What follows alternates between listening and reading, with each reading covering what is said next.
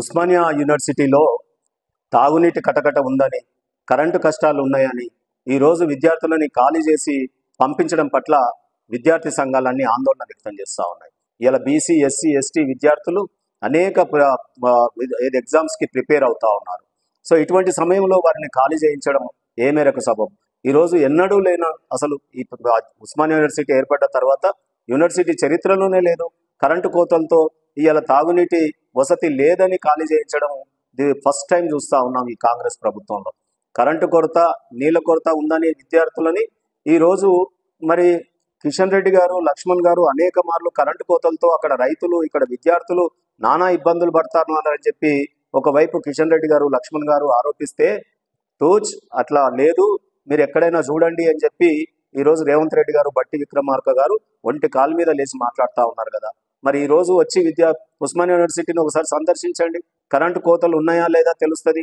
పంట పొలాలలో తిరగండి, ఈ రోజు వరకు మీరు వెళ్ళట్లేదు, ఎక్కడ పంటలు ఎండిపోయినాయో పరీక్షించట్లేదు, వారికి కంపెన్సేషన్ ఏ రకంగా ఇస్తారో చెప్పట్లేదు.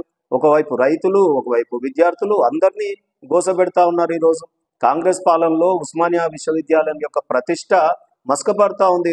రేపు యూజీసీ ర్యాంకు పడిపోతాయి.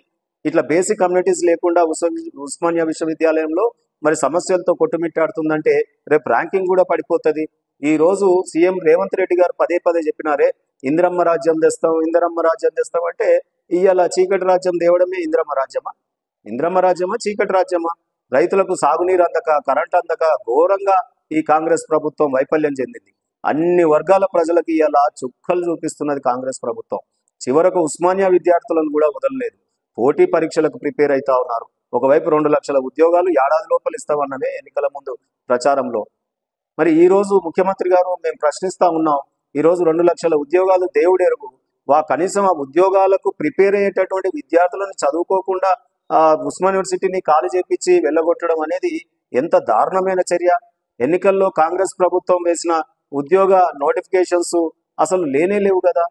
విద్యార్థులు ఇవాళ ఎక్కడ ప్రశ్నిస్తారో అని చెప్పి భయపడి ఈరోజు హాస్టళ్ళని మూసివేసే నిర్ణయం మీరు తీసుకున్నట్టుగా కనిపిస్తూ ఉన్నది. కాంగ్రెస్ ప్రభుత్వం వచ్చి ఈరోజు మరి 4 నెలలైంది. ఒక 400 ఉద్యోగాలన్నా వేసారా? ఒక్క ఉద్యోగం అన్నా ఇచ్చిరా? ఇంకా పీజీ 4th సెమిస్టర్కు ప్రిపేర్ అవుతా ఉన్నారు విద్యార్థులు. మరి అది పూర్తి కాకుండానే సెలవులు ఎట్లా ప్రకటిస్తారు మీరు? అరే ఏ రకంగా చదువుకోవద్దా? 4th సెమిస్టర్కి విద్యార్థులు చదువుకోవద్దా? కనీసం ఒక యూనివర్సిటీలో విద్యార్థులకు ఒక తాగునీళ్లు కానీ, కరెంటు కానీ అందియలేని చేతగాని ప్రభుత్వమా ఈ ప్రభుత్వం, కాంగ్రెస్ ప్రభుత్వం?